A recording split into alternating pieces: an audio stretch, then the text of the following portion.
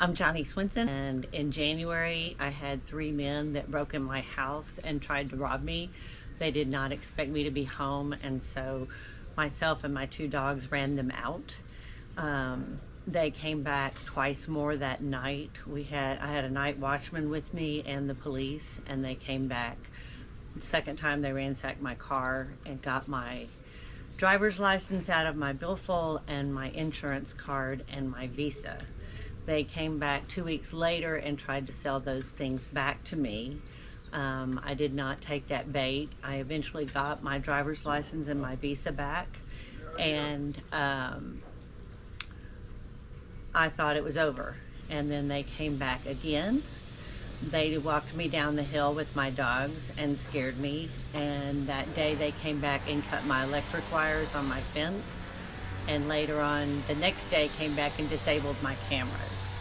From then on, I had a night watchman here for the next 2 months, or possibly 3. And then I have not seen him again on my street since that time, but they are still in the area. I've lived in this house for 9 years, and recently we have been notified of a number of security problems with persons trying to break in the house and our neighbors being attacked.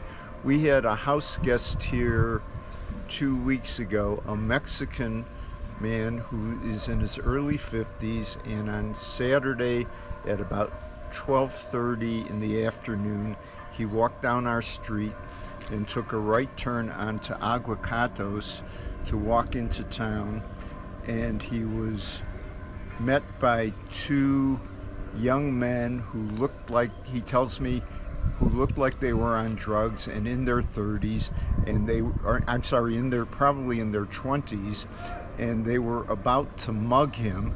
He resisted a little bit, he spoke with them, but he was terrified. And at about that time, two cars came by, and the two would-be assailants fled.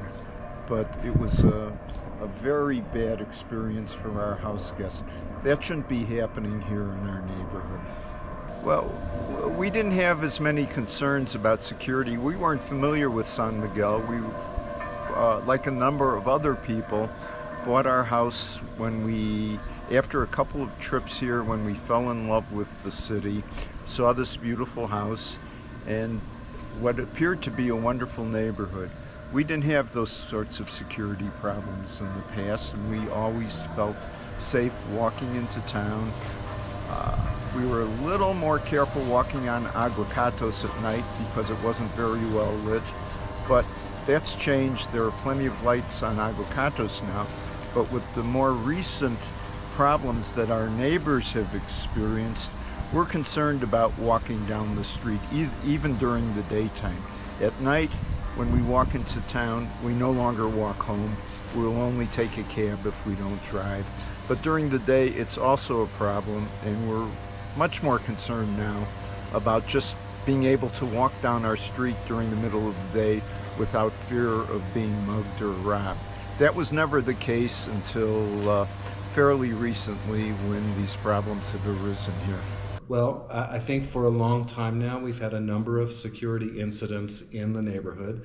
They seem to emanate from an individual house on Prolongación de la Dama.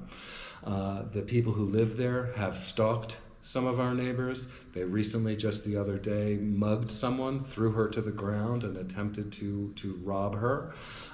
They prowl around the neighborhood, walking up and down streets where they have no family or friends. They sit on our neighbors' stoops, and I think a lot of people in the area are afraid of them. One guy walks around from time to time with a machete. Another guy is rumored to have a gun. And the level of concern and anxiety in the neighborhood about these people and their behavior is very high and increasing. Well, we moved here in July of 2020, so those were the days of quédate en casa, so there was not much going on the streets. But as the pandemic waned, the activity from this particular house, and there may be others in the neighborhood who are behaving badly, but we're most acutely aware of this house because it's close to us. The incidents have increased, the number of concerns have increased, and people's anxiety, neighbors' anxiety has increased at the same time. Vecinos de Ojo de Agua is a voluntary neighborhood association. It was formed before we moved here by folks who already lived here.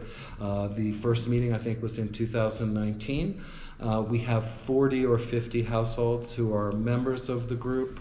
Our focus, well, we've done a number of different things. During the pandemic, we were providing food, providing despensas to neighbors who were out of work at the time.